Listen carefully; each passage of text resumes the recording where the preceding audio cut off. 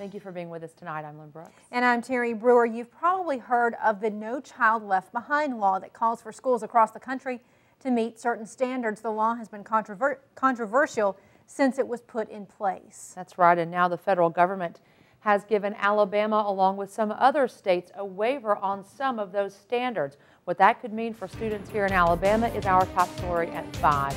The U.S. Department of Education's waiver allows Alabama to freeze the testing requirements under No Child Left Behind for 2011. Experts say the waiver will make it easier for public schools to make a passing grade. It would also allow Alabama to move toward a new testing system. The state hopes to measure student achievement by tracking the individual progress students make each year. Dr. Amanda Cassidy with the Tuscaloosa County Schools believes this is a positive change for Alabama schools. The excitement is that this seems to be a more realistic, more practical, and fairer way to assess and to measure student success and student progress, instead of everybody having, it's like we had round holes. It didn't matter what kind of peg you were, you had to go in that round hole. The state of Alabama is now one of 26 states that's received a waiver from some part of that decade-old law. Also on your local education watch, an update in the search for the next leader of the Tuscaloosa County Schools. The school board is starting from scratch after they turned down the first group of finalists. They're going to allow the Alabama Association of School Boards to conduct a second search. The association will not charge for the service this time around. Board member Mark Nelson says he hopes to have a representative from the association at their next call board meeting. The University of Alabama is also conducting a search for its next leader. A big step in that process is set for tomorrow. That's when Texas Tech University President Dr. Guy Bailey will interview with the UA System Board of Trustees. In a release from UA System Chancellor and former UA President Dr. Robert Witt calls Bailey the leading candidate. Guy Bailey is an Alabama native and two-time graduate of UA. UA says the interview will be open to the public. It's at 11 a.m. tomorrow at the Bryant Conference Center. WVUA will have full coverage of Bailey's visit to UA on our WVUA newscasts.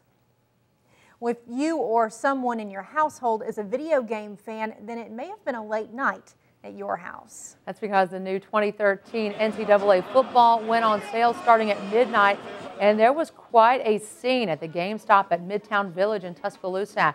Our WVUA cameras were out there live last night capturing this big video game frenzy. This year's game includes actual sounds, hits, and noises heard at live NCAA Division I games. Norman Crokid says we spoke with one of the fans last night and also some store managers. It's kind of fun just being able to play the game and getting it just before everybody else.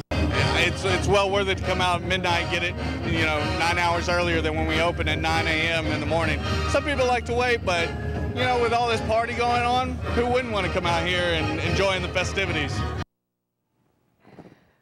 And from video games to movies now. The Alabama-made movie October Baby is coming to DVD this fall. Director Andy Irwin saying October Baby will be available on DVD September 11th. Irwin and his brother John co-directed the film in locations across Alabama. The brothers are Birmingham natives. Irwin told us they're also working on more projects and hope to be able to release more about those soon. I think it's really brave. Now an update to a story we brought you last month about an undesirable situation in one Tuscaloosa neighborhood. Residents of Brown Circle say a tree sitting on 3 properties was home to rats. One of those properties was Bethel Baptist Church. Neighbors tell us the rats are now gone, but there's still debate among neighbors and the church over whether the tree needs to come down. Let us know when will they start cutting this tree down, and after the tree is being cut down, they want the community would like to have that root dug up and have the extermination people come back and put some poison back down in the ground to secure this area. We took care of the extermination. If the company decides that it's best to take the tree out, then we will take it out. We'll receive help if they give it, but if they don't give it, we'll do it. Scientific Pest Control is the company hired to exterminate the rats. They say there may be no need to take down the tree as long as there is no food and water available for the rats around that area. Nearly 20% of Alabama residents get food stamps, and that number is on the rise again. More than 900,000 Alabamians get food stamps. The number has been on the decline since December, but May numbers show it creeping back up. The increase coincided with Alabama's unemployment rate going up in May after declining for several months. Experts say it's too early to tell if the increase in food stamp use is a bump on the road to recovery or the beginning of a trend. Now, a look at some of the stories making headlines around Alabama. There's some new research about the impact of the Gulf oil spill on sea life.